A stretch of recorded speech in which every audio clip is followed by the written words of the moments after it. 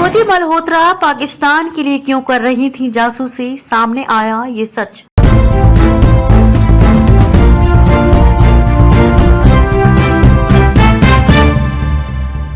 हरियाणा का छोटा सा शहर हिसार जो अब धीरे धीरे महानगर की शक्ल लेता जा रहा है। शहर के पश्चिमी छोर पर बसा एक मोहल्ला न्यू अग्रसेन कॉलोनी।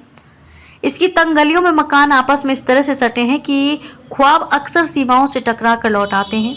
वहीं की रहने वाली ज्योति मल्होत्रा बेहद गरीब परिवार की रहने वाली मल्होत्रा आज पूरे देश में चर्चाओं की सुर्खियों में बनी हुई है और आरोप है पाकिस्तान के लिए जासूसी करने का। इस खबर के बाद कॉलोनी में मीडिया कर्मियों का आना जाना लगा हुआ है, लेकिन यहाँ के पड़ोसियों की दीवारों ने खामोशी ओढ़ ली है।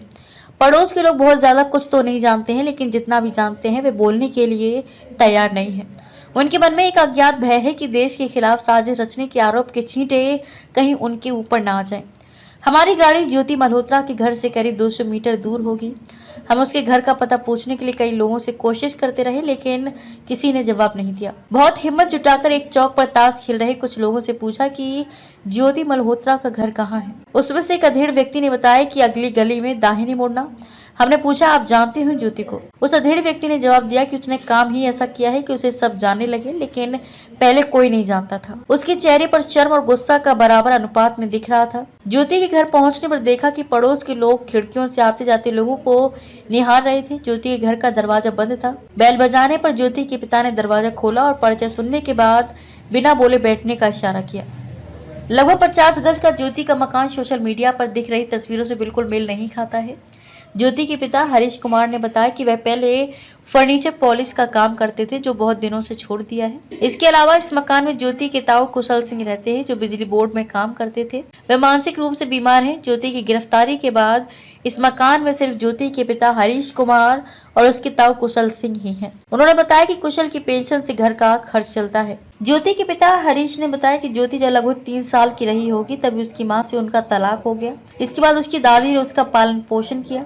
लगभग वह 8वीं कक्षा में रही होंगी कि उसकी दादी की तबीयत खराब हुई और उनकी मृत्यु हो गई। कुछ दिनों के लिए वह दिल्ली गई थी, लेकिन कोविड के दौरान वापस चली आई। उसके पिता ने पूछने पर बताया कि हमें नहीं पता कि वह कितनी बार पाकिस्तान गई है। घर से वह जब भी बाहर जाती थी तो बताती थी कि मैं दिल्ली जा रही हूँ। वह कहते हैं कि अगर पाकिस्तान गई भी होगी तो वह तरीके से गई होगी। पाकिस्तान के लिए जासूसी के आरोप में पकड़ी गई मल्होत्रा बहुत ही तंगहाल घर की लड़की है, लेकिन लग्जरी लाइफ जीने के शौक ने उसे देश विरोधी गतिविधियों में शामिल होने के लिए मजबूर कर दिया। सोशल मीडिया की तस्वीरों और लेविश लाइफ का स्टेटस उसके घर के हालात देखकर मेल नहीं खाता है। उनके करीबी दोस्त ने नाम नहीं छापने की शर्त पर बताया कि करीब 14 साल पहले कोचिंग इंस्टीट्यूट में बतौर रिसेप्शनिस्ट ज्वाइन किया था। रिसेप्शनिस्ट की नौकरी छोड़ने के बाद हिसार से 20 किलोमीटर दूर एक निजी स्कूल में पढ़ाने लगी। वहां भी कुछ ही समय काम किया और फिर एक प्राइवेट ऑफिस में रिसेप्शनिस्ट के तौर पर काम शुरू कर दिया।